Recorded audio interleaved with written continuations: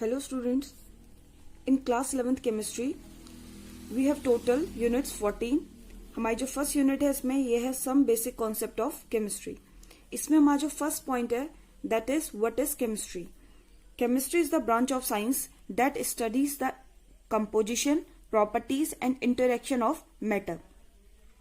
तो केमिस्ट्री में हम कंपोजिशन के बारे में स्टडी करेंगे, प्रॉपर्टीज के बारे में स्टडी करेंगे एंड इंटरेक्शन ऑफ मैटर. अगर मैं इसको जस्टिफाई करूं, इसको डिफाइन करूं, तो हमने यहाँ पे एक एग्जांपल लिया वाटर का. हम जानते हैं water having formula H2O. Chemistry में हमें पता चलता है जो वाटर है, वाटर का जो कंपोजिशन है ये हाइड्रोजन एंड ऑक्सीजन से मिलके बना है. तो इसके कंपोजिशन में हाइड्रोजन प्रेजेंट है एंड ऑक्सीजन प्रेजेंट है. अब सेकेंड पॉइंट है हमको इसकी प्रॉपर्टीज के बारे में.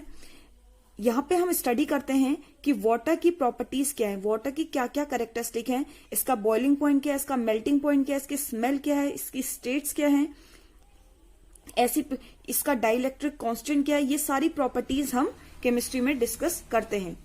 आगे बात करते हैं interaction of matter. Interaction of matter में हम बात करेंगे कि जो वाटर है डिफरेंट मैटर से कैसे इंटरेक्ट करता है. जैसे अगर हम बात करें, अगर यहाँ पे हम सोडियम से रिएक्ट करें या हम बात करें सोडियम क्लोराइड नमक से रिएक्शन करें, शुगर से रिएक्शन करें, तो वाटर हर सब्सटेंस से अलग अलग रिएक्शन करेगा. तो हम वाटर के डिफरेंट एलिमेंट, डिफरेंट मैटर से डिफरेंट इंटरेक्शन के बारे में भी स्टडी केमिस्ट्री में ही करेंगे. तो ओवरऑल हम बोलेंगे केमिस्ट्री में हम कंपोजिशन के बारे में, प्रॉपर्टीज के बारे में, इंटरेक्शन ऑफ मेटल्स के बारे में स्टडी करते हैं. यहाँ पर हमने वाटर का एग्जांपल लिया था, लेकिन ऐसे ही हम हर सब्सटेंसेस के, हर केमिकल के बारे में स्टडी करते हैं. जो इसमें हमारा नेक्स्ट टॉपिक है that is importance of chemistry. अगर हम डेली लाइफ में बात करें तो केमिस्ट्री हमारे हर सेक्टर में, हर लाइफ के हर एस्पेक्ट में जरूरी है. तो इसमें हमने पहला पॉइंट लिया आईटी सेक्टर में. आईटी सेक्टर में हमने बोला है कि अगर हम बात करें कंप्यूटर्स की, तो कंप्यूटर्स में यूज होने वाली जो चिप होती हैं उसमें हमारा जो सिलिकॉन होता है वो एक इंपॉर्टेंट फैक्टर के रूप में यूज होता है. तो ये जो सिलिकॉन है ये हमारा एक एलिमेंट है जो हमारा केमिस्ट्री से रिलेटेड है. तो दैट मीन्स आईटी सेक्टर में सिलिकॉन का यूज होना ये हमारा केमिस्ट्री के इंपॉर्टेंस को शो करता है. इन द सेम वे हमने बोला है केमिकल इंडस्ट्रीज. केमिकल इंडस्ट्रीज में हमने बहुत से पॉइंट लिए हैं. First one is fertilizers. अगर हम बात करें एग्रीकल्चर के टर्म में, तो हम फील्ड में जितने भी फर्टिलाइजर्स यूज करते हैं, जितने भी इंसेक्टिसाइड्स यूज करते हैं, पेस्टिसाइड्स यूज करते हैं, ये सब हमारे केमिस्ट्री का ही पार्ट है. ये सब केमिकल्स हैं, केमिस्ट्री का पार्ट है. Second one is soap, detergent. ये हम बोले कि किसी भी क्लीनिंग एजेंट में शैम्पू, हम कोई भी लिक्विड डिश वॉश ले रहे हैं, ये सारे के सारे हमारे केमिस्ट्री के अंदर ही आएंगे. अगला पॉइंट है ड्रग इंडस्ट्री. या हम बोलेंगे हमारे मेडिसिन बनाने में भी केमिस्ट्री का ही यूज होता है. अगला हमारा सिस्टम है पॉलीमर्स. हम डेली यूजेस में जितने भी आर्टिकल्स यूज करते हैं, हमारे घर में हम कोई भी पीवीसी पाइप यूज करें, अगर हम कोई भी बैग यूज करें, कोई भी लगेज यूज कर रहे हैं, या हम अपने घर में कोई भी चेयर यूज कर रहे हैं, कोई भी ऐसी चीज जो प्लास्टिक से रिलेटेड है, ये सब हमारी पॉलीमर की कैटेगरी में आएगी. और ये सारे जो पॉलीमर्स होते हैं ये हम आजकल मैक्सिमम चीजों में हम प्लास्टिक का यूज करते हैं, पॉलीथीन का यूज करते हैं. आपने देखा होगा हमारे यूटेंसिल्स में उसमें जो हैंडल्स यूज होते हैं वो भी हमारे पॉलीमर का ही एग्जाम्पल है. तो केमिस्ट्री हमारे हर लाइफ के हर पार्ट में यूजफुल है. अगला हम एग्जांपल लेंगे एलॉय में. एलॉय में हम बोल सकते हैं हम ब्रास यूज करते हैं, ब्रॉन्ज यूज करते हैं. हम जितने भी हमारे एलॉय यूज करते हैं, ये सारे एलॉय भी हमारे एलिमेंट के कंपोजिशन से, या हम बोले जब हम एलिमेंट का होमोजीनस मिक्सचर बनाते हैं उससे हमारे एलॉय की फॉर्मेशन होती है. इसी कारण केमिस्ट्री, यहां पे भी हमारा केमिस्ट्री का यूज है. मेटल्स में डाई फॉर्मेशन मतलब कोई भी हमारे कलरिंग एजेंट में हमारा केमिस्ट्री का ही यूज है. यहाँ पे लिखा है फूड में. हमारे फूड में जितने भी प्रिजर्वेटिव यूज होते हैं, जितने भी फूड कलर्स यूज होते हैं, फ्लेवरिंग एजेंट यूज होते हैं, यहाँ तक कि जो आर्टिफिशियल शुगर यूज हो रही है डायबिटिक पेशेंट के लिए, ये भी हमारा केमिस्ट्री के एरिया में ही आता है. इसके अलावा जितनी भी हमारी गैसेस रेफ्रिजरेंट के फॉर्म में यूज होती हैं, ये सारी हमारी केमिस्ट्री से ही रिलेटेड। तो हम बोल सकते हैं हमारे लाइफ के हर एस्पेक्ट में केमिस्ट्री का ही यूज है। इसके अलावा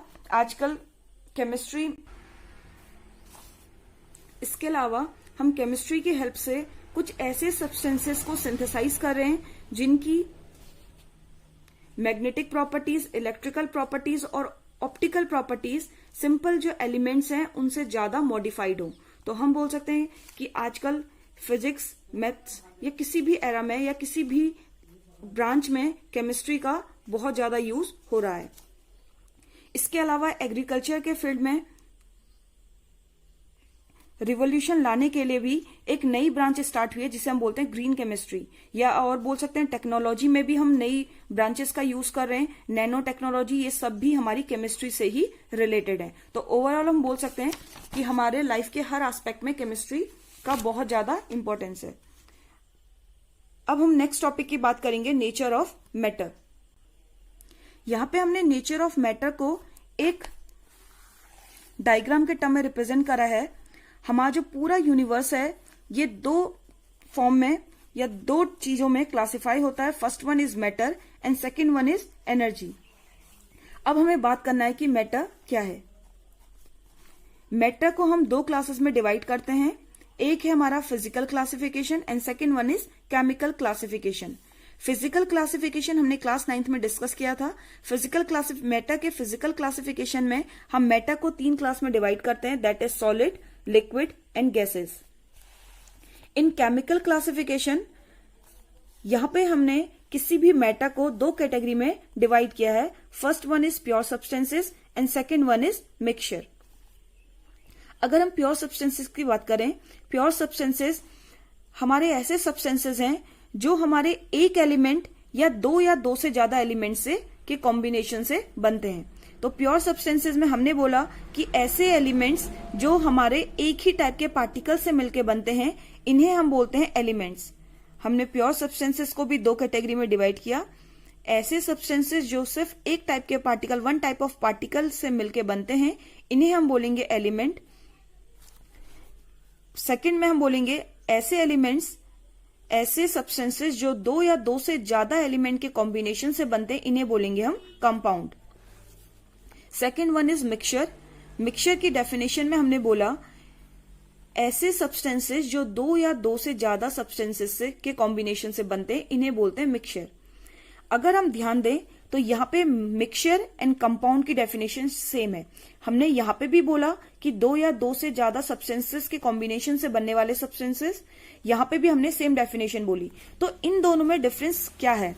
तो अगर हम दोनों के डिफरेंस की बात करें तो कंपाउंड के बारे में हम बोलेंगे, जैसे अगर हम एग्जांपल ले हाइड्रोजन का, वाटर का, तो वाटर हमें पता है, वाटर हमारा हाइड्रोजन एंड ऑक्सीजन के कॉम्बिनेशन से बना है। लेकिन यहां पे हमारा वाटर में हाइड्रोजन और ऑक्सीजन का जो रेशियो है वो हमेशा कांस्टेंट ही रहता है बाय मास। ये हम बोले मास के अकॉर्डिंग।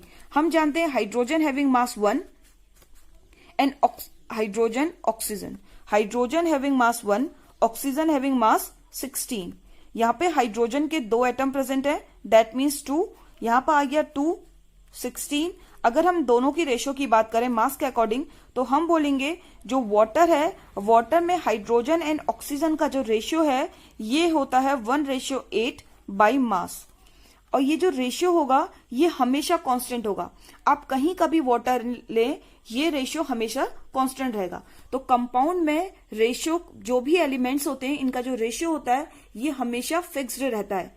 वेयर एज मिक्सचर भी 2 या 2 से ज्यादा एलिमेंट का कंपोजिशन है, लेकिन यहां पे रेशियो कांस्टेंट नहीं रहेगा। अगर हम बात करें, यहां पे हम मिक्सचर को समझने के लिए हमने एक एग्जांपल लिया है। हमने वाटर में कुछ अमाउंट में सॉल्ट डिसॉल्व करा है। हम कितना अमाउंट में सॉल्ट डिसॉल्व करते हैं इसके अमाउंट में हम वेरिएशन कर सकते हैं। एक बार हमने 1 ग्राम सॉल्ट लिया है, एक बार 2 ग्राम, एक बार 3 ग्राम। अगर हम जैसे जैसे सॉल्ट के अमाउंट में चेंज करेंगे तो यहाँ पे जो हमारा सॉल्यूशन मिलेगा या जो भी मिक्सचर मिलेगा इसके कंपोजिशन में भी वेरिएशन होगा।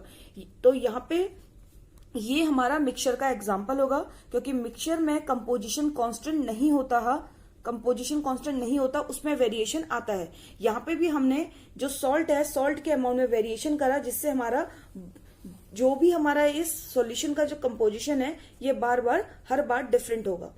एक सेकेंड एग्जांपल हमने और लिया है। यहाँ पे जो प्योर गोल्ड होता है ये हमारा 24 कैरेट गोल्ड होता है। इसमें 24 पार्ट गोल्ड ही प्रेजेंट होता है, ऑल 24 पार्ट इज गोल्ड। लेकिन अगर हम इसमें कॉपर ऐड करना चाहें तो हम 23 पार्ट बनाने के लिए इसमें 1 पार्ट भी कॉपर ऐड कर सकते हैं, 2 पार्ट भी कॉपर ऐड कर सकते हैं, 3 पार्ट भी कॉपर ऐड कर सकते हैं। जैसे जैसे हम कॉपर के पार्ट में वेरिएशन करेंगे तो हमको बार बार डिफरेंट कंपोजिशन यहाँ पे मिलेगा। तो हम बोल सकते हैं कि यहाँ पे हमारा जो गोल्ड का कंपोजिशन है वो फिक्स्ड नहीं है, उसमें बार बार वेरिएशन आ रहा है। तो ये इस टाइप का जो एग्जांपल है ये हमारा मिक्सचर का एग्जांपल होगा जिसमें हमारा कंपोजिशन फिक्स्ड नहीं होता। एयर भी हमारा जो हमारा एयर है, एयर भी हमारा मिक्सचर का कंपोजिशन है, क्योंकि हम जानते हैं डिफरेंट प्लेसेस में जो एयर में जो भी कंपोनेंट प्रेजेंट है इनका कंपोजिशन चेंज होता रहता है। जैसे अगर हम बोले पोल्यूटेंट के अमाउंट में, तो डिफरेंट प्लेसेस में जो पोल्यूटेंट का अमाउंट होता है वो भी डिफरेंट होता है, जिससे एयर का कंपोजिशन में वेरिएशन आता है। इसके बाद हमने एलिमेंट को फर्दर 3 कैटेगरी में डिवाइड किया है, metals, non metals and metalloids.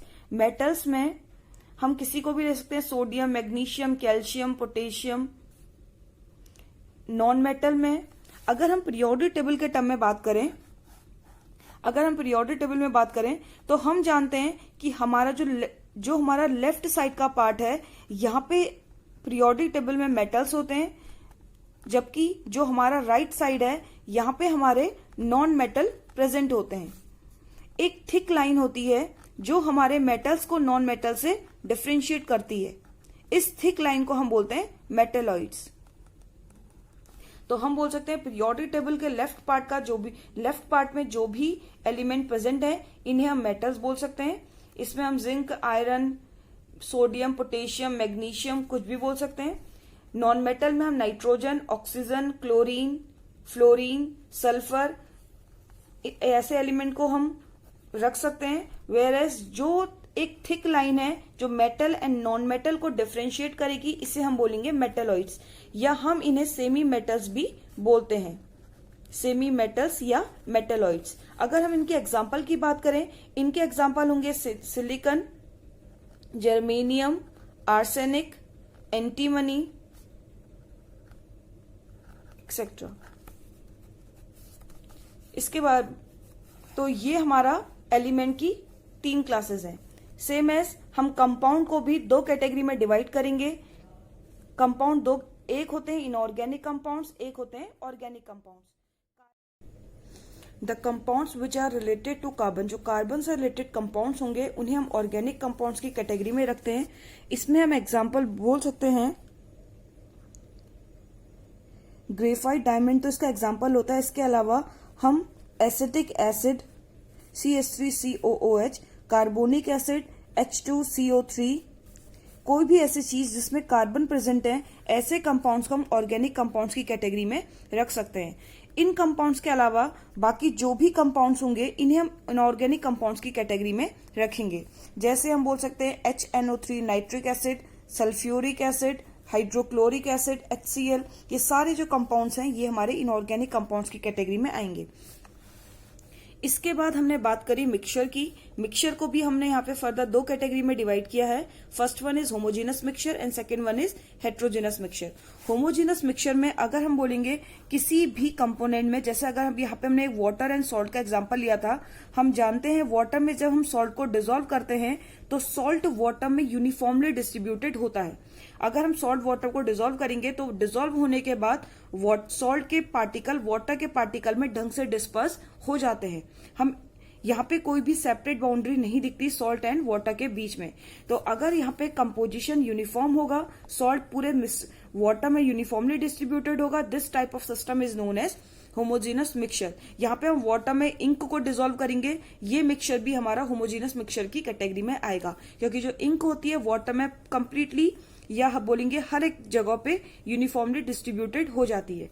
लेकिन अगर हम वाटर में वाटर में ऑयल का मिक्सचर लें तो ये हमारा हेट्रोजीनस मिक्सचर की कैटेगरी में आएगा, क्योंकि ऑयल और वाटर आपस में ढंग से मिक्स नहीं होते, इनके बीच में एक सेपरेट बाउंड्री होती है। जहां अगर हम जानते हैं वाटर ऑयल की डेंसिटी कम है तो ये वाटर के ऊपर एक लेयर बना देता है। इन द सेम वे अगर हम वाटर में सल्फर पाउडर ऐड करेंगे, ये भी हमारा हेट्रोजीनस मिक्सचर का एग्जाम्पल होगा, क्योंकि जो सल्फर पाउडर है वाटर में कंप्लीटली या यूनिफॉर्मली डिस्ट्रीब्यूटेड नहीं होता, ये हमारा वाटर में नीचे सेटल डाउन हो जाता है। अगर हम बोले ये वाटर है, वाटर में सल्फर का जो सॉल्ट होगा वो नीचे सेटल डाउन हो जाएगा, तो इनके बीच में एक सेपरेट बाउंड्री होगी। दैट मीन्स अगर कोई सिस्टम यूनिफॉर्मली डिस्ट्रीब्यूटेड है तो that means homogeneous mixture, otherwise heterogeneous mixture. तो ओवरऑल हम बोले कि हमारा जो मैटर है ये दो कैटेगरी में डिवाइडेड है, physical classification, chemical classification. Physical classification में हमने फिजिकल स्टेट के बेसिस पे क्लासिफिकेशन किया, solid, liquid, gas. And chemical classification में हमने pure substances and mixture. Pure substances जो हमारे सिर्फ या तो वन टाइप ऑफ पार्टिकल से मिलके बने हैं, या कंपाउंड्स में हम बोलेंगे व्हेन टू और मोर atoms of different element combined but they combined in a fixed ratio. लेकिन मिक्सचर में हम बोलेंगे यहां पे भी हमारे टू और मोर एलिमेंट कंबाइन करते हैं, लेकिन यहाँ पे जो रेशियो होता है ये कांस्टेंट नहीं होता। फिर कंपाउंड को हम फर्दर ऑर्गेनिक, इनऑर्गेनिक एलिमेंट्स को मेटल, नॉन मेटल, मेटेलॉइड्स, और मिक्सचर को होमोजेनस एंड हेट्रोजेनस मिक्सचर में डिवाइड करेंगे। हमारा जो नेक्स्ट टॉपिक होगा ये होगा हमारा physical quantities and their units, और हम इसमें बात करेंगे साइंटिफिक नोटेशंस की एंड सिग्निफिकेंट फिगर्स की। आज के लिए हम इतनी बात करते हैं। थैंक्स।